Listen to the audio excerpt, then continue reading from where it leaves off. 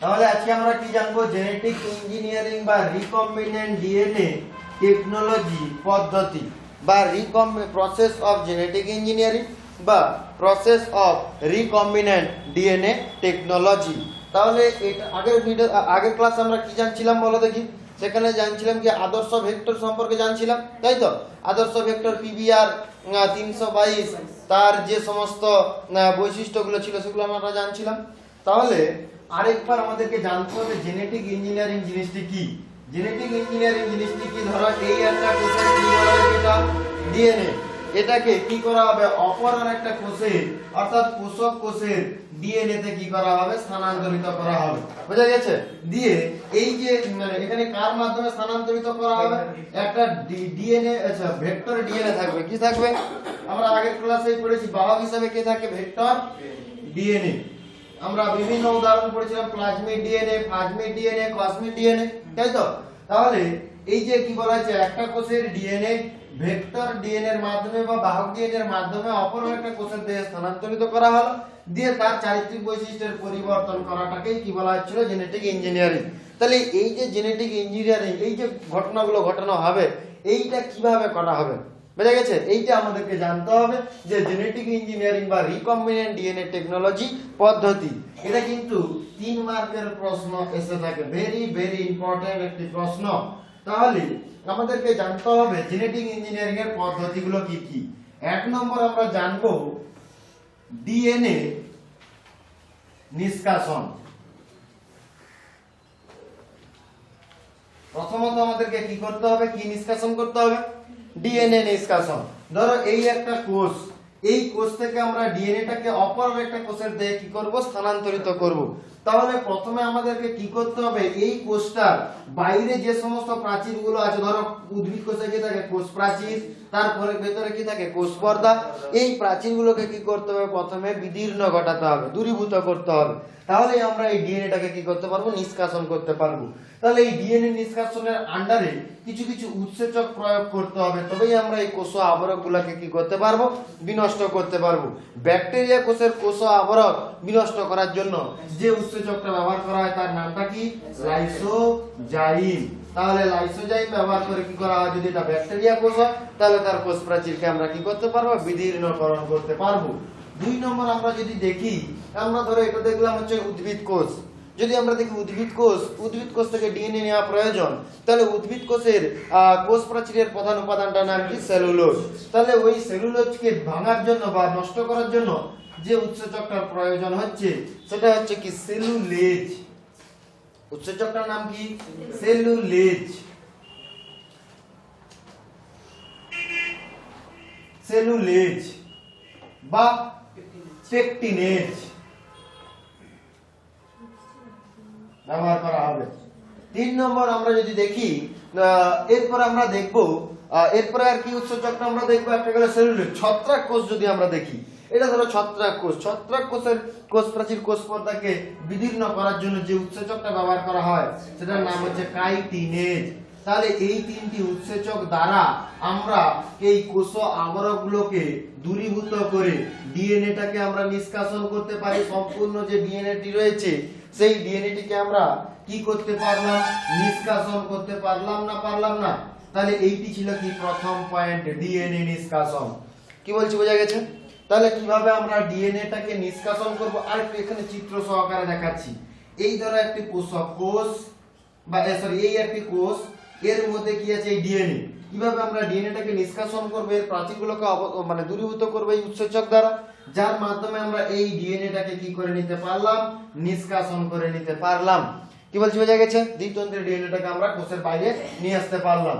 এরপরে কি করতে হবে? ডিএনএ খণ্ডক তৈরি, কাঙ্ক্ষিত জিন বা ডিএনএ এর খণ্ডক তৈরি। কাঙ্ক্ষিত জিন বা ডিএনএ খণ্ডক তৈরি, অর্থাৎ যে জিনটাকে আমরা স্থানান্তরিত করব। ধরো এই ডিএনএ, এই পুরো যে ডিএনএটা রয়েছে তার মধ্যে সম্পূর্ণটাতেই কি প্রয়োজনীয় জিন থাকে? থাকে না। এই পোরশনটা ধরো তার জিনটি থাকে। বুঝা গেছে? তাহলে ওই পোরশনে যে কাঙ্ক্ষিত জিন বা ডিএনএ খণ্ডকটাকে কি করতে হবে? নিষ্কাশন করতে হবে, তাই তো?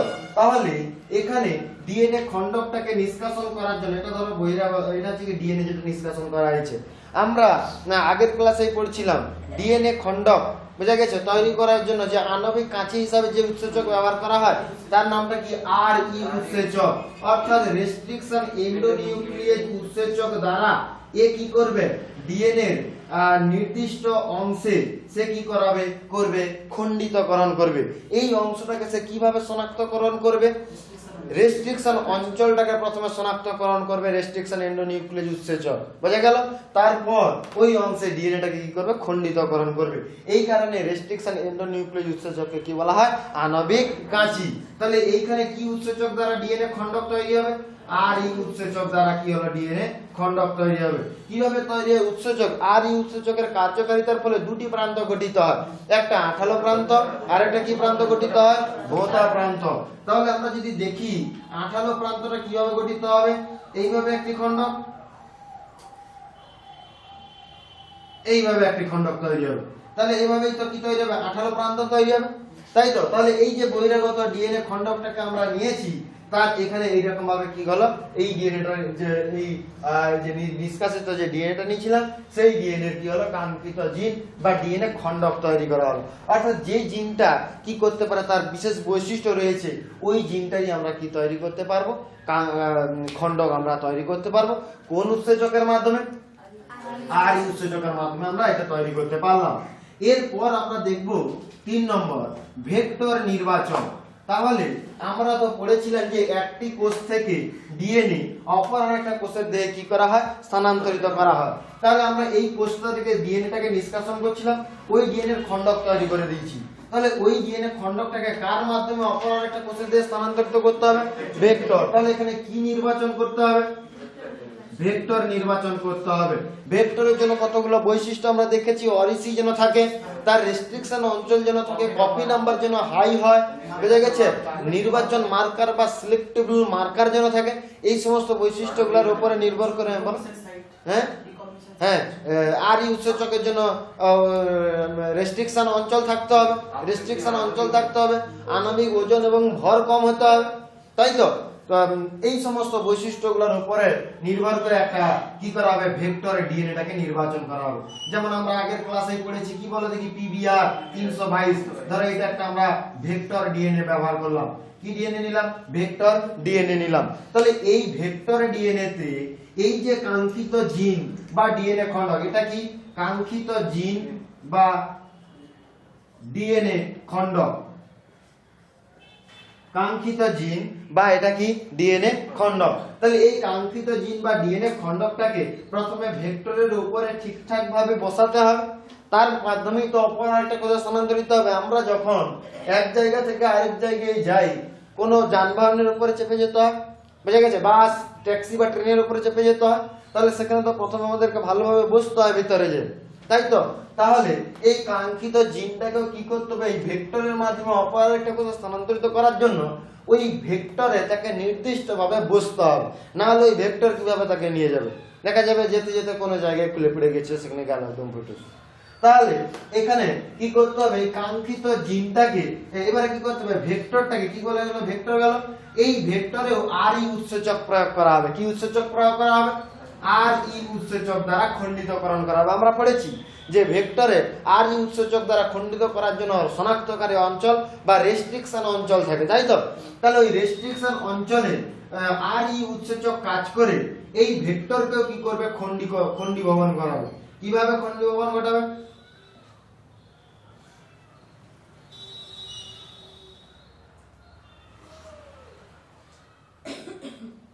এইরকম ভাবে তৈরি করলো, মানে আঠালো প্রান্ত একটা কি করতে পারলো তৈরি করতে পারলো। তাহলে এটা ছিল কি ভেক্টর ডিএনএ, আর এটা কি কাঙ্ক্ষিত জিন, তাই তো। তাহলে এবারে ভেক্টর ডিএনএ নির্দিষ্ট এরকম আঠালো প্রান্ত তৈরি হয়ে গেছে, কাঙ্ক্ষিত জিনেরও কি তৈরি হয়ে গেছে নির্দিষ্ট আঠালো প্রান্ত তৈরি হয়ে গেছে। উভয়ের আঠালো প্রান্ত পরস্পর এই জায়গাটায় কি হয়ে যাবে এরপর যুক্ত হয়ে যাবে। কিভাবে যুক্ত হবে দেখো, এটা ছিল কাঙ্ক্ষিত জিন বা ডিএনএ খণ্ড, এটা কি ছিল ভেক্টর ডিএনএ, উভয়ে এটা ছিল ভেক্টর ডিএনএ। আমরা যদি এখানে ছবি অঙ্কন করি,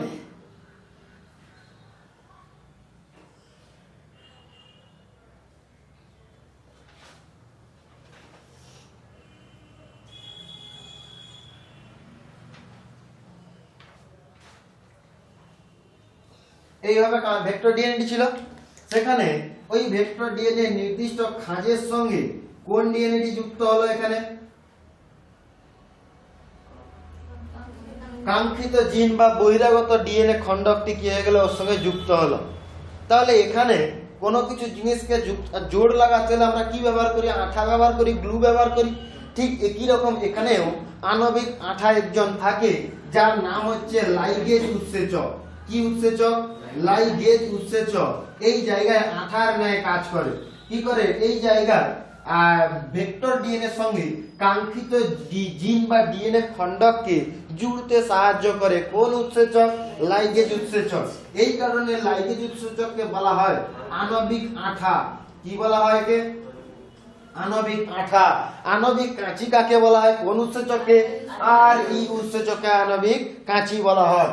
তাহলে আমরা ভেক্টর নির্বাচন করলাম, এখানে একটা টার্ম জানতে হবে। আচ্ছা, ভেক্টর আমরা নির্বাচন করছিলাম না, নির্বাচন করলাম, এরপরে জানতে হবে কি রিকম্বিনেন্ট ডিএনএ গঠন। কি ডিএনএ? রিকম্বিনেন্ট ডিএনএ গঠন, বা যেটাকে শর্টে বলা হয় আর ডিএনএ। আর কথাটার অর্থ হচ্ছে কি এখানে রিকম্বিনেন্ট ডিএনএ। তো ডিএনএ একটা জিনিস এখানে লক্ষ্য করো, এই যে কাঙ্ক্ষিত জিন বা ডিএনএ খণ্ডক ছিল, এর সঙ্গে ভেক্টর ডিএনএ যুক্ত হয়ে গিয়ে কোন উৎসেচক দ্বারা যুক্ত হয়ে গিয়ে? লাইগেজ উৎসেচক দ্বারা যুক্ত হয়ে গিয়ে যে বিশেষ গঠন তৈরি করে তাকে বলা হয় আর ডিএনএ বা রিকম্বিনেন্ট ডিএনএ। বোঝা গেছে না যায়নি? তাহলে আমরা এতদূর পর্যন্ত খুব সহজভাবে বুঝতে পেরেছি না পারিনি? তাহলে প্রথমে কি ছিল? ডিএনএ নিষ্কাশন, তাই তো? ডিএনএটাকে নিষ্কাশন করছিলাম। তারপরে কি ছিল? ডিএনএ খণ্ডীভবন। কোন উৎসেচক দ্বারা ডিএনএ খণ্ডক করছিলাম আমরা? আর উৎসেচক দ্বারা। তারপরে আমরা কি করছিলাম? ভেক্টর নির্বাচন, সেখানে আর উৎসেচক দ্বারা আঠালো প্রান্ত গঠন করছিলাম। এরপরে কি ছিল? রিকম্বিনেন্ট ডিএনএ গঠন। কিভাবে? কাঙ্ক্ষিত জিনের সঙ্গে ভেক্টর ডিএনএ পরস্পর যুক্ত হয়ে গিয়ে যে ডিএনএ গঠন করছিল, কোন উৎসেচকের সহায়তায়? লাইগেজ উৎসেচকের সহায়তায় যে ডিএনএ গঠন করছিল তাকে কি নাম দেওয়া হয়েছিল?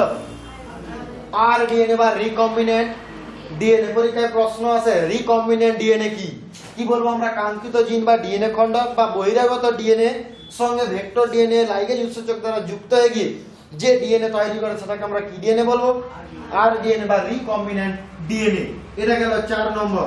5 নম্বর যেটা, সেটাই হচ্ছে আমাদের ভেরি ভেরি ইম্পর্টেন্ট। সেখান থেকেও 3 মার্কের একটা প্রশ্ন দিয়ে দেওয়া যায় এবং পরীক্ষাতে কিন্তু প্রশ্নটি আসে। অনেকে কিন্তু সহজভাবে কিন্তু ওখানে লিখতে মুশকিল হয়। নোটসে কিন্তু সুন্দর করে আগের দিন যে নোটসটা দিয়েছিলাম সেখানে নোটসে কিন্তু সুন্দর করে লেখা আছে, তোমরা ওই নোটসটা কিন্তু ফলো করতে পারো। তাহলে 5 নম্বরে আমরা যাব কি? এই যে রিকম্বিনেন্ট ডিএনএ আছে না, কি ডিএনএ আছে? Recombinant DNA. এই রিকম্বিনেন্ট ডিএনএ কে এবারে কোন কোষে প্রয়োগ করতে হবে, প্রবেশ করাতে হবে? পোষক কোষে। তাহলে এই একটি কোষ ছিল, এই কোষ থেকে ডিএনএটাকে কার সঙ্গে যুক্ত করা হয়েছিল? ভেক্টর ডিএনএ দিয়ে। কি ডিএনএ তৈরি হয়েছিল? Recombinant DNA. ওই রিকম্বিনেন্ট ডিএনএ কে এবার পোষক কোষে স্থানান্তরিত করতে হবে। এটাই কিন্তু ভেরি ভেরি ইম্পর্টেন্ট। বুঝা গেল? এই যে তাহলে এই পয়েন্টে এবার আমরা কি জানবো? আর ডিএনএ কে, কাকে? আর ডিএনএ কে পোষক কোষে স্থানান্তর। কোথায় স্থানান্তর? স্থানান্তর। Very very important. Recombinant DNA কে পোষক কোষে স্থানান্তর, এইটাই তো রিকম্বিনেন্ট ডিএনএ। এই রিকম্বিনেন্ট ডিএনএটাকে আমরা কোন কোষে স্থানান্তর করব? পোষক কোষ। ধরো আমরা ইনসুলিন জিন, ইনসুলিন উৎপাদন করব, তাই তো? ধরো এটা আমাদের ইনসুলিন উৎপাদনের জিন, কাঙ্ক্ষিত জিন, তাই তো? ইনসুলিন উৎপাদন করার জন্য ভেক্টর ব্যবহার করা হয়েছে, তার সঙ্গে যুক্ত করে আর ডিএনএ তৈরি করা হয়েছে। তাহলে ইনসুলিন তৈরি করার জন্য কোন ব্যাকটেরিয়ার প্রয়োজন হবে? ই কোলাই ব্যাকটেরিয়া। তাহলে আমরা ধরো ই কোলাই ব্যাকটেরিয়াটাকে এখানে কি হিসাবে ব্যবহার করব? পোষক কোষ হিসাবে ব্যবহার করব। কি ব্যাকটেরিয়া? ই কোলাই ব্যাকটেরিয়া, ইসেরেসিয়া কোলাই। তাহলে এই ব্যাকটেরিয়াতে রিকম্বিনেন্ট ডিএনএটাকে তো প্রবেশ করাতে হবে, হ্যাঁ কি না? তাহলে রিকম্বিনেন্ট ডিএনএ প্রবেশ করানোর জন্য বা স্থানান্তর করানোর জন্য 4টি মেন পদ্ধতি রয়েছে, যেটা পরীক্ষায় প্রশ্ন দিয়ে দেয় 3 মার্কের। পরীক্ষায় প্রশ্ন দেয় রিকম্বিনেন্ট ডিএনএ কে পোষক কোষে স্থানান্তরণের 4টি পদ্ধতি চিত্র সহ উল্লেখ করো। বোঝা গেছে কোন জায়গা থেকে প্রশ্নটা দিয়ে দিয়েছে? বুঝতে পারছো এবারে? তাহলে এখানে 4টি যে পদ্ধতি, তার প্রথমটি আমরা জানবো ইলেকট্রোপোরেশন।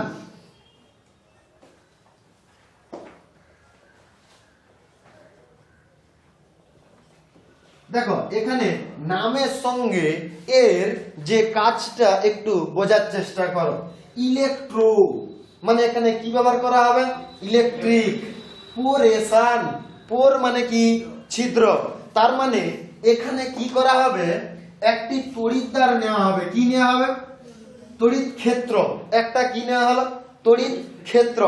সেখানে ওই পোষক কোষটাকে রাখা হলো। কাকে রাখা হলো? পোষক কোষ। কে পোষক কোষ? এখানে ইকোলাইটাকে রাখা হলো। বোঝা গেছে?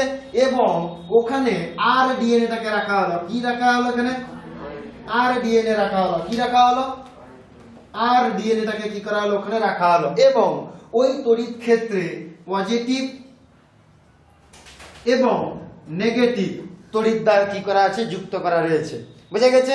এবারে কি করা হলো? ওই তড়িৎ ক্ষেত্রে তড়িৎ চালনা করা হলো। যেই তড়িৎ চালনা করা হলো এটা কি ছিল? পোষক কোষ। এই পোষক কোষ তড়িৎ ক্ষেত্রে যদি রাখা হয় মানে তড়িতের উপস্থিতিতে এই পোষক কোষে ছিদ্র তৈরি হয়ে যায়। সাময়িক কি তৈরি হয়? কোষ পর্দায় তার কি তৈরি হয়ে যায়? ছিদ্র তৈরি হয়ে যায়। যখন কাউকে কারেন্ট শর্ট দেওয়া হবে ঝিগড়ে যায় তো, হ্যাঁ কিনা? সেরকমই পোষক কোষটাকে যেই কারেন্ট শর্ট দেওয়া হচ্ছে একদম কি বলা হচ্ছে তার মধ্যে যে কোষ প্রাচীর ছিল, কোষ পর্দা ছিল, তার মধ্যে কিছুটা কি হয়েছে? ছিদ্র তৈরি হয়েছে। সেই ছিদ্র যে তৈরি হয়েছে এই ছিদ্রের মাধ্যমে সহজেই কে ভিতরে প্রবেশ করতে পারে? ওই পোষক কোষের মধ্যে রিকম্বিনেন্ট ডিএনএটা কি করতে পারে? প্রবেশ করতে পারে। তাহলে এই পদ্ধতিটাকে যে কি বলা আছে? ইলেকট্রোপোরেশন। আমরা পারবো সহজে। এখানে কি করা হবে? তড়িৎ ক্ষেত্রে পোষক কোষকে রাখা হবে, দিয়ে তড়িৎ চালনা করা হবে। এর ফলে পোষক কোষে কি তৈরি হবে? ছিদ্র তৈরি হবে। যেই ছিদ্র তৈরি হবে এই ছিদ্রের মাধ্যমে কে প্রবেশ করবে? ওখানে রিকম্বিনেন্ট ডিএনএটি কি করবে? ওখানে প্রবেশ করবে। এরপরে আমরা 2 নম্বর জানবো মাইক্রো ইনজেকশন। কি জানবো আমরা? Micro injection. এই মাইক্রো ইনজেকশনটা কি বলা হচ্ছে একটু লক্ষ্য করো। এখানে এটা ধরো পোষক কোষ ইকোলাই ব্যাকটেরিয়া, এর মধ্যে আমরা রিকম্বিনেন্ট ডিএনএটাকে প্রবেশ করাবো। প্রথমত কি করতে হয়? এই পোষক কোষকে একটি হোল্ডারের মাধ্যমে একে ধরতে হয়। বুঝা গেছে? পরীক্ষাগারে বিশেষ যন্ত্রের হোল্ডার ব্যবহার করা হয়, তার মাধ্যমে এটাকে কি করা হয়? এটাকে কি করা হয়? ধরা হয়। দেখেছো পোষক কোষটাকে কি করা হলো? ধরা হলো। দিয়ে কি করা হয়? এখানে একটা মাইক্রো ইনজেকশন, খুব সূক্ষ্ম নিডল ব্যবহার করা হয়। কি করা হয়? খুব সূক্ষ্ম একটি নিডল ব্যবহার করা হয়, যেটাকে আমরা ইনজেকশন বলি। সেটা এখানে কি করা হয়? খুব সূক্ষ্ম কিন্তু ব্যবহার করা হবে। এই মাইক্রো মানে খুব সূক্ষ্ম নিডল ব্যবহার করা হবে, যার মধ্যে কোন ডিএনএটা থাকবে? এখানে রিকম্বিনেন্ট ডিএনএটি থাকবে। এই রিকম্বিনেন্ট ডিএনএটাকে এই মাইক্রো ইনজেকশন পুশ করলে তবেই কোন কোষের মধ্যে এই রিকম্বিনেন্ট ডিএনএটা প্রবেশ করবে? পোষক কোষের মধ্যে কি করবে? এই রিকম্বিনেন্ট ডিএনএটি প্রবেশ করে গেল। তাহলে এখানে এটাকে কি বলা আছে? কি পদ্ধতি? মাইক্রো ইনজেকশন পদ্ধতি। এর পরের পয়েন্ট যেটা জানবো যে পদ্ধতি, সেটা হচ্ছে বায়োলিস্টিক্স বা জিন গান। কি বলা হবে সেটাকে? বায়ো বা কি বলা হবে? জিন গান। বায়োলিস্টিক্স বা জিন গান, এটা দেখো ভেরি ভেরি ইম্পর্টেন্ট। এখানে কি করা হয়? সোনা বা টাংস্টেনের তৈরি ক্ষুদ্র ক্ষুদ্র কণা, কি করা হয়? সোনা বা টাংস্টেনের তৈরি ক্ষুদ্র ক্ষুদ্র কণা। বোঝা গেছে? তার চারপাশে কি করা হয়? রিকম্বিনেন্ট ডিএনএর একটা আস্তরণ তৈরি করা হয়। কার আস্তরণ তৈরি করা হয় তার চারপাশে? Recombinant DNA. এগুলো ধরো সব রিকম্বিনেন্ট ডিএনএ। তার চারপাশে কি করা হয়? রিকম্বিনেন্ট ডিএনএর আস্তরণ কি করা হয়? এগুলো ধরো রিকম্বিনেন্ট ডিএনএ। তার চারপাশে কি করা হয়? রিকম্বিনেন্ট ডিএনএর আস্তরণ তৈরি করা হলো। ঠিক আছে? কি এগুলা কিসের তৈরি কণা? টাংস্টেন বা ক্ষুদ্র ক্ষুদ্র সোনার তৈরি ক্ষুদ্র ক্ষুদ্র কণা ব্যবহার করা হয়। ঠিক আছে? কি করা হয় দেখো, ব্যবহার করে নির্দিষ্ট গান বা বন্দুকের মাধ্যমে, বোঝা গেছে, পোষক কোষের দিকে ছোড়া হয়। যেরকম গুলি মারা হয়, বন্দুকে গুলি ভরে কারো দিকে ছোড়া হয়, সেরকমই এখানে কি করা হয়? টাংস্টেন বা সোনার তৈরি ক্ষুদ্র ক্ষুদ্র যে কণা রয়েছে তাদের উপরে আর ডিএনএর কি তৈরি করা হয়? আস্তরণ তৈরি করা হয়। তারপর কি করা হয়? ওই যে কণাগুলোকে নির্দিষ্ট গান বা বন্দুকের মাধ্যমে পোষক কোষের দিকে কি করা হয়? ছোড়া হয়, ঢিচকা হয়। বোঝা গেছে? এইভাবে কি করা হবে? এটাকে কি বলা হচ্ছে বায়োলিস্টিক্স বা কি বলা হবে এটাকে জিন গান। তাহলে এর মাধ্যমে কি করা হলো পোষক কোষে স্থানান্তরিত করা হল, এটা গেল সি এর বায়োলিস্টিক্স বা জিন গান। এরপরে আমরা জানবো লাইপোফেকশন।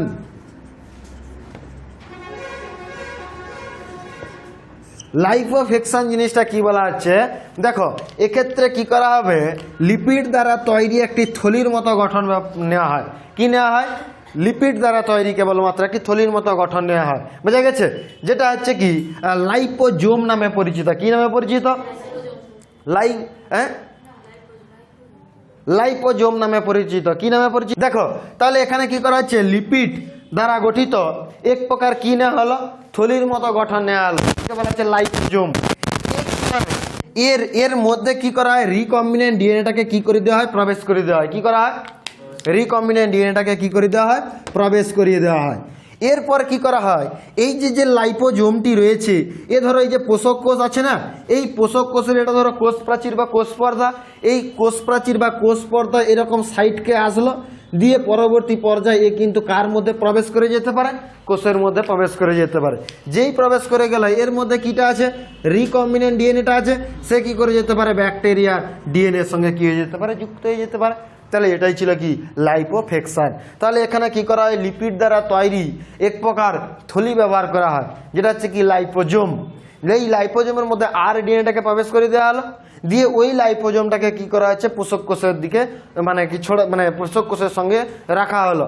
ধীরে ধীরে কি হবে এই লাইপোজোম পোষক কোষের কোষ প্রাচীর এবং কোষ পর্দাকে ভেদ করে যেতে পারে, দিয়ে আর ডিএনএটাকে কি করে পোষক কোষের মধ্যে প্রবেশ করা। তাহলে এই 3-4টি যে পদ্ধতি এটা কিন্তু ভেরি ভেরি ইম্পর্ট্যান্ট, এগুলো কিন্তু পরীক্ষায় কোশ্চেন আসে। তাহলে প্রথমটা আমরা জানছিলাম কি ইলেকট্রোপোরেশন, তারপর আমরা জানছিলাম মাইক্রো ইঞ্জেকশন, তারপরে আমরা জানছিলাম জিনগান, তারপর আমরা জানছিলাম কি লাইপোফেকশন। পরিষ্কার না পরিষ্কার নয়? তাহলে দেখো রিকম্বিনেন্ট ডিএনএকে আমরা কোন কোষের মধ্যে প্রবেশ করিয়ে দিয়েছি এবারে পোষক কোষের মানে এই পোষক কোষের মধ্যে প্রবেশ করিয়ে দিয়েছি। এর পরের যে পয়েন্টটা আমরা জানবো কাঙ্ক্ষিত দ্রব্য উৎপাদন।